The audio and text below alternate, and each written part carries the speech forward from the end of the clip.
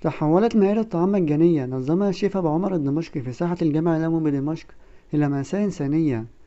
بعد تدافع شديد أدى إلى وفاة 3 نساء وإصابة 5 أطفال بكسور وحالات إغماء وسط حالة من الفوضى العارمة. وأثار هذا الحدث غضبا شعبيا وانتقادات واسعة لاستخدام أماكن مقدسة مثل الجامع الأموي لاستخدام شخصي دون تنسيق مع الجهات المعينة. ومنذ عدة أيام أعلن الشيف أبو عمر الدمشقي عبر منصات التواصل الاجتماعي عن عزومة مجانية كبرى دعا فيها المواطنين لتناول الطعام في ساحة الجامع الأموي، المكان الذي يعد رمزا دينيا وتاريخيا للحدث الذي استجلب حشودا ضخمة لكن دون أي تدابير أمنية أو تنظيم مسبق.